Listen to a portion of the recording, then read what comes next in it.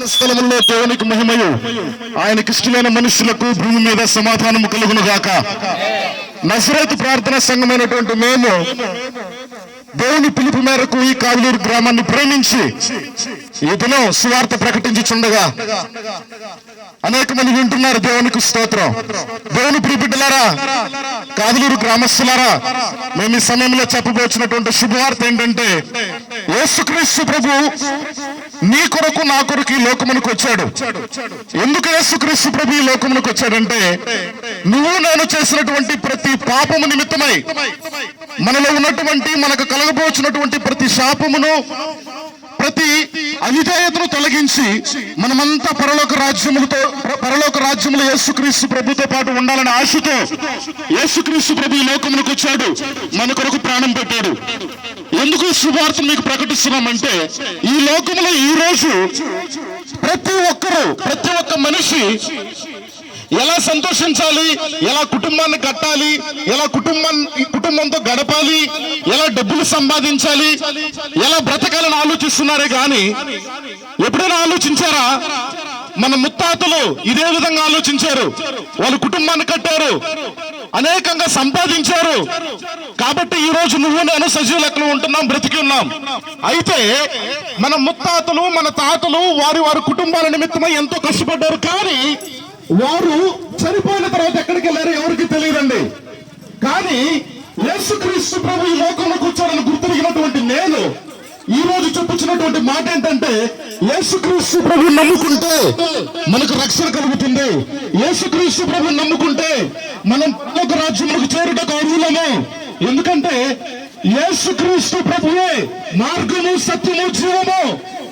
యేసుక్రీస్తు ప్రభు ద్వారా తప్ప ఎవరు పరలోక రాజ్యానికి రారు. ఇదే సత్య సువార్త.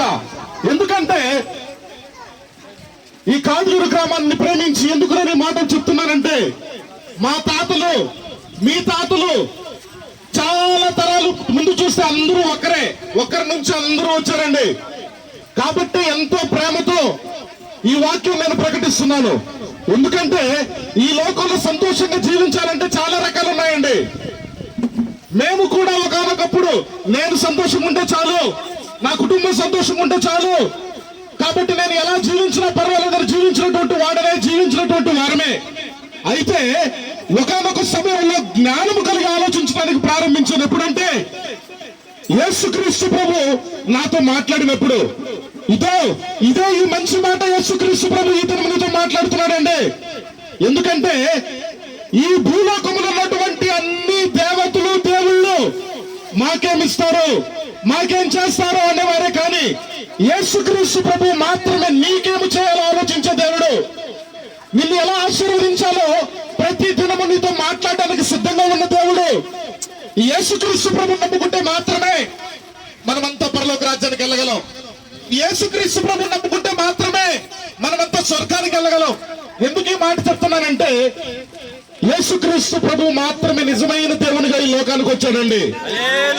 ఏ ఒక్కరు ఈ లోకములకు రాలేదు. జ్ఞానము కలిగి ఆలోచించడానికి నీకు సామర్థ్యత ఉంది. ఎందుకంటే నాకంటే జ్ఞానవంతుడు నువ్వు, నాకంటే జ్ఞానవంతురాలు నువ్వు. అయితే మనం జీవించినంత మట్టుకు జీవించి మరణించిన తర్వాత మన ఆత్మ ఎక్కడికి వెళ్తుంది, మనం ఎక్కడికి వెళ్తామో అని ఆలోచించేవాడే నిజమైన జ్ఞాని. మనం బ్రతకొచ్చండి, ఎన్ని దినములు బ్రతికినా ఒక రోజుకు చనిపోవాల్సినటువంటి వారమే. ఎన్ని దినములు బ్రతికినా మనం చనిపోవాల్సినటువంటి వారమే. అయితే చనిపోయిన తర్వాత మనం ఎక్కడికి వెళ్తాం? మనకు మరో బ్రతుకుంది. మన ఆత్మ ఇదే విధంగా ఆలోచించేటటువంటి ఆత్మకు మరో బ్రతుకుంది. కావలూరు గ్రామస్తులారా, ఒకానొక సమయంలో నా జీవితాన్ని నేను జీవించడానికి ఆలోచించినప్పుడు దేవుడు నాతో మాట్లాడినప్పుడు నేను విన్నాను, ఇదే మంచి సమయము, మిక్కిలి అనుకూలమైన సమయము. ఈ సమయం మరలా నీకు రాదేమో. మన ఎదురుగా ఎంతో మంది చనిపోతున్నారండి. అనేకమైన స్థితులను బట్టి తటస్థించి అనేకమైన సమయాలలో ఏదో ఒక రీతిగా ఎంతో మంది చనిపోతున్నారు మన కుటుంబాల్లో కూడా. కానీ ఎక్కడికి వెళ్తున్నారు చనిపోయిన తర్వాత? ఎక్కడికి వెళ్తారని క్లియర్ గా బైబిల్ గ్రంథంలో లిఖింపబడి ఉంది. యేసుక్రీస్తు ప్రభు బైబిల్ గ్రంథాన్ని మనకి ఇచ్చాడు.